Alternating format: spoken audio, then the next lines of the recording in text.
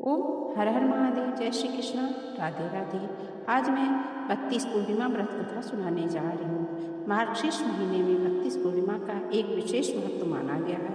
कहते कि इस पूर्णिमा के दिन श्री हरि भगवान विष्णु की पूजा करने से पूर्व जन्मों के पापों से मुक्ति मिल जाती है। मार्गशीर्ष मास की पूर्णिमा का धार्मिक महत्व और पौराणिक मान्यता के अनुसार मार्गशीर्ष पूर्णिमा विशेष फल की प्राप्ति होती है। भगवान विष्णु भगवान शंकर की विशेष कृपा मिलती है। पूर्णिमा के दिन तुलसी की जड़ की मिट्टी से पवित्र नदी, सरोवर या गंगा में किसी सरोवर में जाकर के स्नान करना चाहिए। किए जाने वाले दान फल पुण्य 32 गुना हो जाता है, इसलिए इसे 32 पूर्णिमा भी कहा जाता है। इसकी कहानी इस प्रकार है। द्वापर युग में एक समय की बात है कि यशोदा जी ने कृष्ण से कहा, हे कृष्ण, तुम सारे संसार के उत्पन्न करता, पोषण तथा उनके संहार करता हो। आज कोई ऐसा व्रत मुझसे कहो जिसके करने से मृत्यु लोक में स्त्रियों को विधवा बार बार न होना पड़े, न उनको विधवा होने का भय रहे, तथा यह व्रत सभी मनुष्यों की मनोकामना पूर्ण करने वाले होने चाहिए। श्री कृष्ण जी कहने लगे, हे माता, तुमने अति उत्तम प्रश्न किया है, अति सुंदर प्रश्न किया है। मैं तुमसे ऐसी व्रत के विस्तार के बारे में कहता हूँ। सौभाग्य की प्राप्ति के लिए स्त्रियों को 32 पूर्णिमाओं का व्रत करना चाहिए। इस व्रत के करने से स्त्रियां सौभाग्यशाली होती हैं और संपत्ति मिलता है। यह व्रत अचल सौभाग्य देने वाला होता है तथा भगवान के प्रति मनुष्य मात्र की भक्ति को बढ़ाने वाला होता है। यशोदा जी कहने लगी, हे कृष्ण, सर्वप्रथम इस व्रत को मृत्यु लोक में किसने किया था? इसके विषय में विस्तार पूर्वक मुझसे कहो। श्री कृष्ण जी कहने लगे, इस भूमंडल पर एक अत्यंत प्रसिद्ध राजा चंद्रहास से पालित अनेक प्रकार के रत्नों से परिपूर्ण कार्तिका नाम की एक नगरी थी। वहां पर धनेश्वर नाम का एक ब्राह्मण रहता था और उसकी स्त्री अति सुशील और रूपवती थी। दोनों ही इस नगरी में प्रेम पूर्वक रहते थे। घर में धन धान आदि की कमी नहीं रहती थी। उनको एक बड़ा दुख था कि उनके कोई संतान न थी। इस दुख से वह अत्यंत दुखी रहती थी। एक समय वह बड़ा तपस्वी योगी उस नगरी में आया। वह योगी उस ब्राह्मण के घर छोड़ करके अन्य घरों का भिक्षा लेकर के चला गया। रूपवती से भिक्षा नहीं लिया। उस योगी ने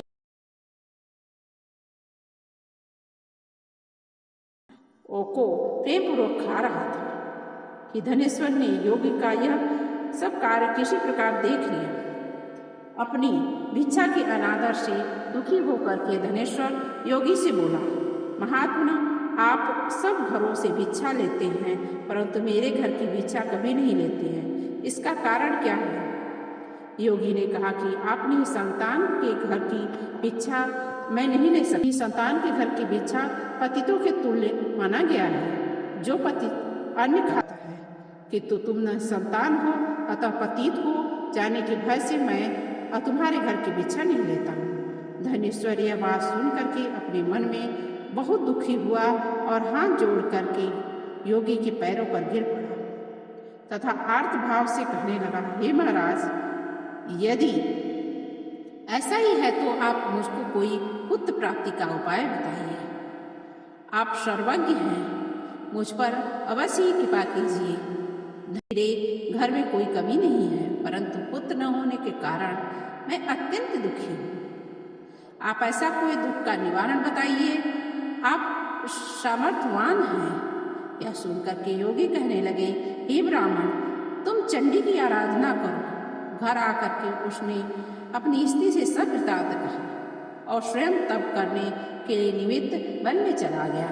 वन में जाकर के उसने चंडी की उपासना की और उपवास किया। चंडी ने 16वें दिन उसको स्वप्न में दर्शन दिया और कहा, हे धनेश्वर, जा तेरे पुत्र होगा, परंतु वह 16 वर्ष की आयु में भी मृत्यु को प्राप्त हो जाएगा। यदि तुम दोनों स्त्री पुरुष 32 पूर्णिमाओं का व्रत विधि पूर्वक करोगे तो वह दुर्भाग्य होगा। जितनी तुम्हारी सामर्थ्य हो आटे के दिए बना करके शिव जी का पूजन करना चाहिए, परंतु पूर्णमासी चाहिए और 32 हो जाने चाहिए। प्रातः काल आने पर इस स्थान के समीप ही तुम्हें एक पान का आम का वृक्ष दिखाई देगा। उस पर तुम चढ़ करके एक फल तोड़ करके शीघ्र ही अपने घर ले जाना। अपनी स्थिति से सब वृत्तांत कहना। ऋतु स्नान के पश्चात वह स्वच्छ हो करके श्री शंकर जी का ध्यान करके उस फल को खा लेगी। तब शंकर भगवान की कृपा से उसको गर्भ हो जाएगा। जब वह ब्राह्मण प्रातः काल उठा तो उसने उस स्थान के पास ही एक वृक्ष का पेड़ देखा। आम के वृक्ष का पेड़ देखा, जिस पर अत्यंत सुंदर आम फल लगा हुआ था। उस ब्राह्मण ने उस आम के वृक्ष पर चढ़ करके उस फल को तोड़ने का प्रयत्न किया, परंतु वृक्ष पर कई प्रकार यत्न किया, लेकिन चढ़ नहीं सका। तब तो उस ब्राह्मण को वो चिंता हो गई और विघ्न विनाशक गणेश जी की आराधना करने लगा।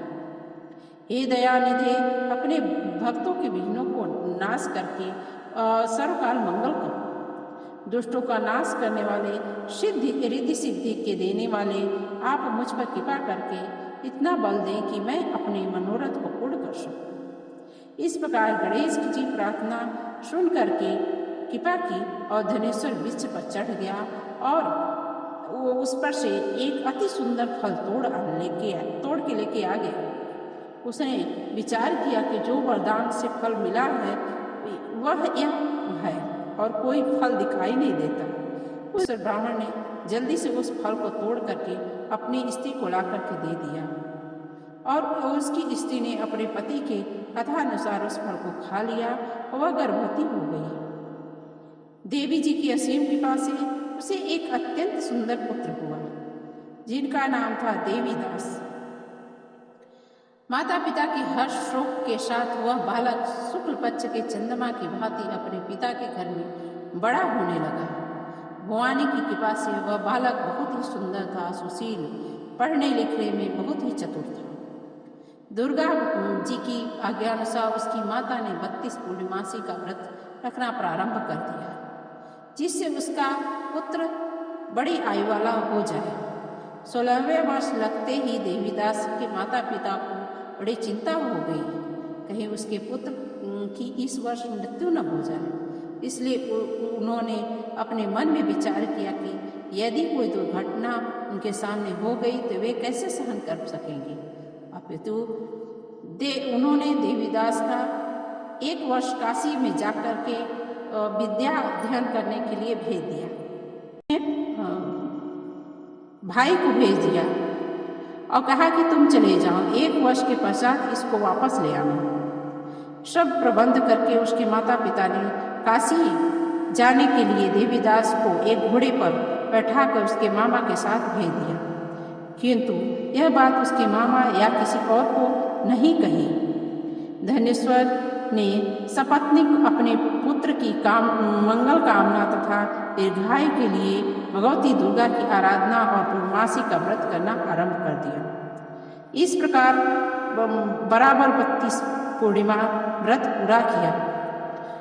कुछ समय पश्चात एक दिन वह दोनों मामा भांजा मार्ग में रात्रि बिताने के लिए किसी ग्राम में ठहर गए। उस दिन उस गांव में एक ब्राह्मणी अत्यंत सुंदर, सुशील, मृदुभाषी और गुणवती कन्या का विवाह होने वाला था। जिस धर्मशाला के अंदर वर और की बारात ठहरी हुई थी, उसी धर्मशाला में देवीदास और उसके मामा ठहरे। संयोगवश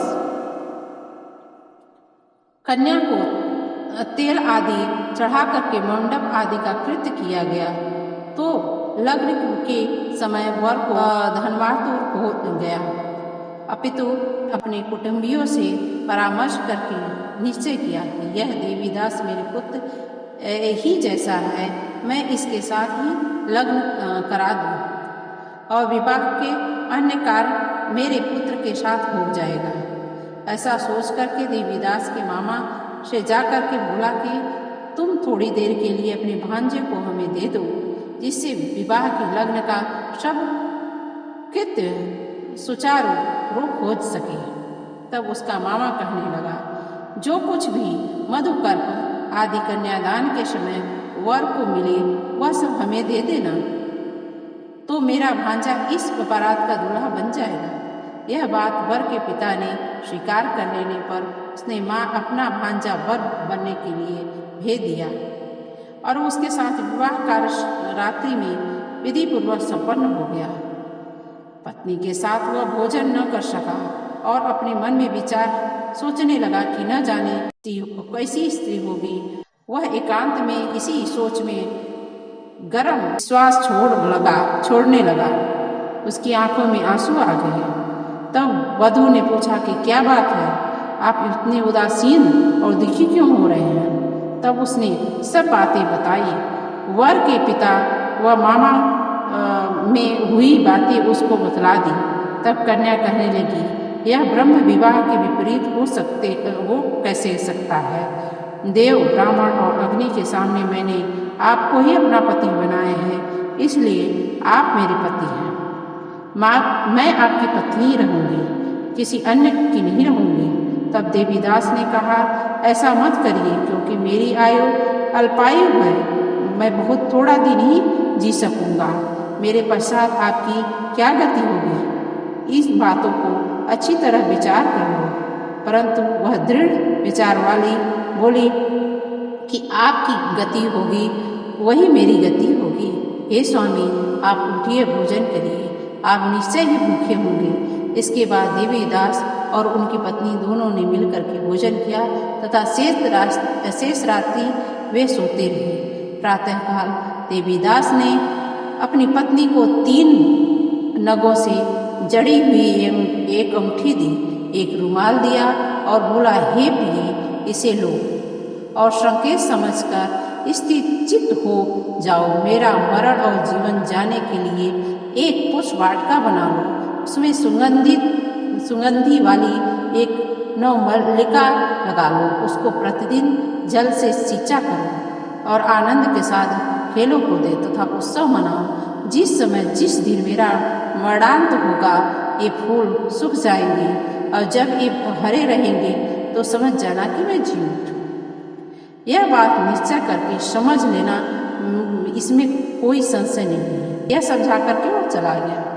प्रातःकाल होते ही वहाँ पर गाजे बाजे बजने लगे। जिस समय विवाह के कार्य समाप्त करने के लिए वर तथा सब बारात मंडप में आते, कन्या ने वर को भली प्रकार से देख करके अपने पिता से कहा कि यह मेरा पति नहीं है।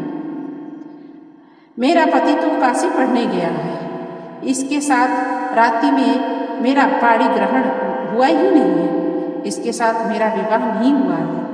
यदि यह वही है तो बताए कि मैंने इसके साथ दिया हुआ मधु पर्क और कन्यादान के समय मैंने भूषणादि दिए थे उन्हें दिखाए तथा रात में मैंने क्या गुप्त बातें कही थी वह सब सुनाए। पिता ने उसके कथानुसार वर को बुलवाया। कन्या भी यह बातें सुन करके वह कहने लगी, मैं कुछ नहीं जानती। इसके पश्चात लज्जित होकर के वह अपना मुंह लेकर के चला गया। सारी बारात अपमानी होकर के लौट आ गई। भगवान श्री कृष्ण जी बोले, हे माता, इस प्रकार देवीदास काशी विद्या अध्ययन के लिए चला गया। जब कुछ समय व्यतीत हो गया तो काल से प्रेरित होकर के एक सर्प रात्रि के समय उसको डसने के लिए आया। उस विषधर के प्रभाव से उसके शयन का स्थान चारों ओर से विष ज्वाला से विषैला हो गया, परंतु व्रतराज के प्रभाव से उसको न पाया, क्योंकि पहले से ही उसकी माता ने 32 पूर्णिमा का व्रत कर रखा था। इसके बाद मध्याह्न के समय स्वयं काल वहाँ पर आया। उसके शरीर से उसको प्राण को निकालने का प्रयत्न किया, जिससे वह मूर्छित होकर के पृथ्वी पर गिर पड़ा। भगवान की कृपा से उसी समय शिव पार्वती जी वहाँ पर आ गए। उसको मूर्छित दशा में देख करके पार्वती जी ने कहा, भगवान शंकर जी से प्रार्थना करने लगी, हे महाराज, बालक की माता ने 32 पूर्णिमा किया है, इसके प्रभाव से हे भगवान प्राणदान दे दे। भवानी के कहने पर भक्त वत्सल भगवान शिव जी ने उसको प्राण दे दिया। इस व्रत के प्रभाव से काल को पीछे हटना पड़ा। देवीदास स्वस्थ हो करके बैठ गया। उधर स्त्री उसकी काल की प्रतीक्षा किया करती थी। जब उसने देखा कि उस पुष्प वाटिका में पत्र पुष्प कुछ भी नहीं रहे तो उसका अत्यंत आश्चर्य हुआ और वह वैसे ही हरी भरी हो गई है तो वह जान गई कि वह जीवित है। यह देख करके वह बहुत प्रसन्न हुई। मन से अपने पिता के कहने लगी कि पिताजी, मेरे पति जीवित हैं, आप उनको ढूंढ लाइए। वह 16वां वर्ष व्यतीत हो गया है तो देवीदास भी अपने मामा के साथ काशी से चल दिया। इधर उसके ससुर उसको ढूंढने के लिए घर घर जाने लगे। वह दोनों मामा भांजा वहां आ गए। उनको देख करके वहां पर ससुर बड़े प्रसन्न हो गया और अपने घर ले गया। उस समय नगर के निवासी वहां इकट्ठे होकर के सब ने निश्चय किया अवश्य ही इसी बालक के साथ इस कन्या का विवाह हुआ है। उस बालक को जब कन्या ने देखा तो पहचान लिया, कहा कि मेरा पति वही है। यही संकेत गया था। तदुपरांत सभी कहने लगे कि भला हुआ जो यह आ गया। सब नगरवासी आनंद हो गए। कुछ दिन बाद देवीदास अपनी पत्नी और मामा के साथ अपने ससुर के घर से बहुत सा उपहार आदि लेकर के अपने घर के लिए प्रस्थान किया। जब वह अपने गांव के निकट पहुंचा तो कई लोगों ने उसको देख करके उसके माता पिता को पहले से ही जाकर के खबर कर दी कि तुम्हारा देवीदास पुत्र और पत्नी साथ मामा के साथ आ रहा है। ऐसा शुभ समाचार सुन करके पहले से उसके माता पिता को विश्वास नहीं हो रहा था, किंतु जब लोगों ने भी आकर के उसकी बात का समर्थन किया तो उसको बड़ा आश्चर्य हुआ। लेकिन थोड़ी ही देर में देवीदास ने आकर के अपने माता पिता के चरणों में अपना सिर रख करके प्रणाम किया और उसकी पत्नी ने अपने सास ससुर के चरणों को स्पर्श किया तो माता पिता ने अपने वधू को अपने हृदय से लगा और दोनों की आंखों में प्रेमांसु बहने लगे। अपने पुत्र और पुत्र वधू के आने की खुशी में धनेश्वर ने बड़ी भारी उत्सव किया और ब्राह्मणों को दान दक्षिणा देकर के प्रसन्न किया। श्री कृष्ण जी कहने लगे कि इस प्रकार धनेश्वर 32 पूर्णिमाओं के व्रत के प्रभाव से पुत्रवान हो गया। जो स्त्रियां इस व्रत को करती हैं वे जन्म जन्मांतर में वैधव्य का दुख नहीं भोगती हैं और सदैव सौभाग्यशाली रहती हैं। यह मेरा वचन है, इसमें कोई संदेह नहीं है। यह व्रत पुत्र पौत्र को देने वाला होता है, संपूर्ण मनोकामना को पूर्ण करने वाला होती है। 32 पूर्णिमाओं के व्रत करने से व्रती की सब इच्छाएं पूर्ण होती है। भगवान भोलेनाथ की महिमा प्राप्त होती है। जय श्री कृष्णा। राधे राधे। ओम हर हर महादेव।